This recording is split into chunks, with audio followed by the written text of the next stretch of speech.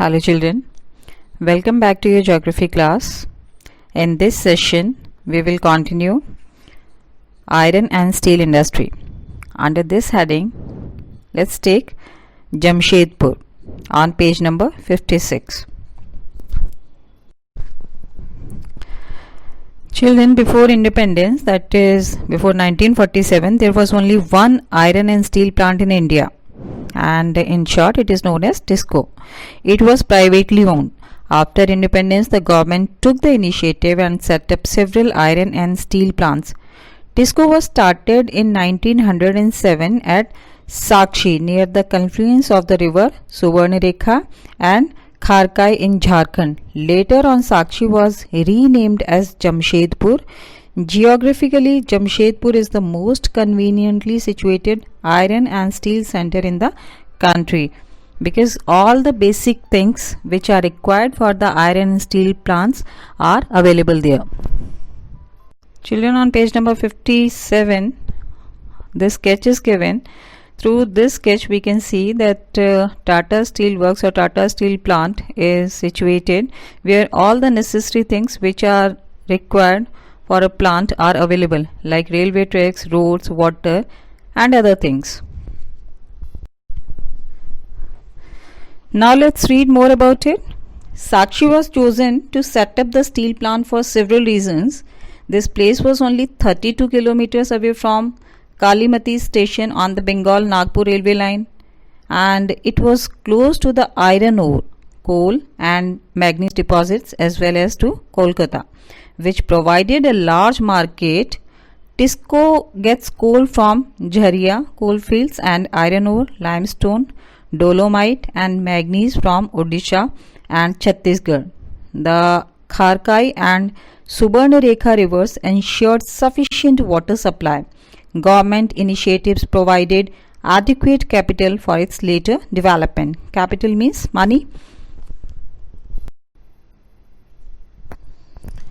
In Jamshedpur, several other industrial plants were set up after TISCO. They produce chemicals, locomotive parts, agricultural equipment, machinery, tin plate, cable and wire. Children, after the development of the iron and steel industry opened the doors to rapid industrial development in India. Why? Because almost all sectors of the Indian industry depend heavily on the iron and steel industry for their basic infrastructure. Means every industry requires iron and steel. The Indian iron and steel industry consists of large integrated steel plants as well as mini steel mills. It also includes secondary producers, rolling mills and ancillary industries. So what is ancillary industries? Ancillary industries means supporting industries. Children, by now you must have come to know about the things which are required to run an industry, especially steel and iron plant. So we have learned about India, that is TISCO, and the favorable conditions which supports TISCO. Now let's see about the USA. Pittsburgh, it is an important steel city of the United States of America. The steel industry at Pittsburgh enjoys locational advantages, means favorable advantages where it is situated. Some of the raw materials such as coal is available locally, that is the most important factor, while the iron ore comes from the iron mines at Minnesota, about 1500 km from Pittsburgh. Between these mines and Pittsburgh is one of the world's best route for shipping ore cheaply. The famous Great Lakes Waterway trains carry the ore from Great Lakes to the Pittsburgh area. The Ohio and Monongahela and Allegheny rivers provide adequate water supplies, means water efficiency is there. Children, we also have learned that iron and steel plants is support other industries too. So the Pittsburgh area has many factories other than steel mills. These use steel as their raw material to make many different products such as railroad equipment, heavy machinery and rails, etc. Now let's see cotton textile industry. Weaving cloth from yarn is an ancient art. Ancient means old. Cotton, wool, silk, jute, flax have been used for making cloth. The textile industry can be divided on the basis of raw materials used in them. Fibers are the raw material of textile industry. Fibers can be natural or man-made. Natural fibers are obtained from wool, silk, cotton, linen and jute.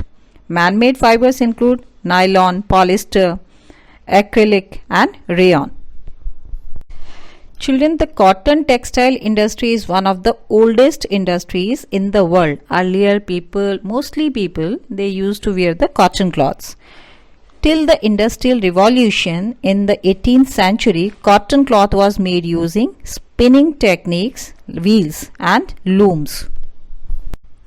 In 18th century, power looms facilitated the development of cotton textile industry, first the Britain and later in the other parts of the world. Today, India, China, Japan and the USA are the important producers of cotton textiles.